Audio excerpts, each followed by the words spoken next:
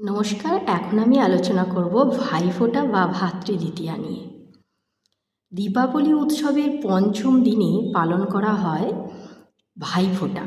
ভাইফোঁটা কি? যা ভাই ও বোনের পবিত্র সম্পর্ককে উদযাপন করা হয়। হিন্দু শাস্ত্র মতে এই দিনটির সঙ্গে মৃত্যুর দেবতা যমরাজ এবং তার বোন যমুনা দেবীর কাহিনী বর্ণিত আছে। আমরা কি করি, ভাইয়ের কপালে যখন ফোঁটা দেওয়া হয়, আমরা প্রচলিত নিয়ম অনুযায়ী একটা মন্ত্র বলি। কি বলি না, ভাইয়ের কপালে দিলাম ফোঁটা, জমের দুয়ারে পড়ল কাটা, যমুনা দেয় জমকে ফোঁটা, আমি দিই আমার ভাইকে ফোঁটা। এই মন্ত্রের মাধ্যমে বোনেরা ভাইদের জীবন থেকে সকল বাধা, কষ্ট ও মৃত্যুর ভয় দূর করার জন্য প্রার্থনা করে। ঠিক যেমন যমুনা দেবী তার ভাই যমরাজকে ফোঁটা দিয়ে তার অমরত্ব কামনা করেছিলেন। হ্যাঁ, এটা প্রচলিত নিয়ম অনুযায়ী হচ্ছে মন্ত্র আর কি। কিন্তু আমাদের শাস্ত্রে খুব সুন্দরভাবে একটি মন্ত্রের কথা বলা হয়েছে।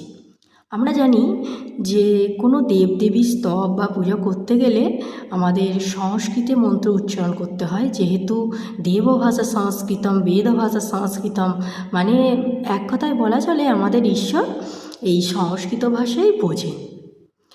সেই সূত্রে আমার মনে হয় যে সকলের জানা উচিত যে আমাদের ভাই বোনের এই পবিত্র সম্পর্কটাকেও কী করা হয়েছে না, আমাদের শাস্ত্রে মন্ত্র আকারে উল্লিখিত রয়েছে এই ভাইফোঁটার মন্ত্র। সেটা আমরা অনেকেই জানি না। চলুন পাঠ করি সেই মন্ত্রটি।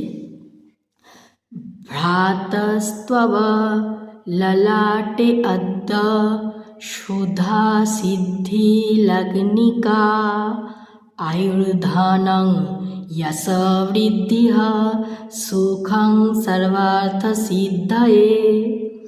এর অর্থ হচ্ছে, হে ভাই, আজ তোমার কপালে আমি অমৃত সিদ্ধিদায়ক ফোঁটা দিলাম।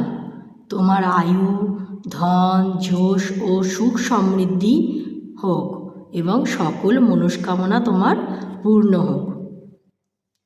দেখেছেন, প্রচলিত বাংলা অনুযায়ী যেমন আছে, আমাদের কিন্তু মন্ত্রও কিন্তু সংস্কৃতে বহু যুগ আগে থেকেই আমাদের শাস্ত্রে কিন্তু উল্লেখিত আছে, কিন্তু না জানার কারণে আমরা হয়তো এগুলো পাঠ করি না। তাই সবাইকে অবগত করার জন্যই আমার এই প্রচেষ্টা।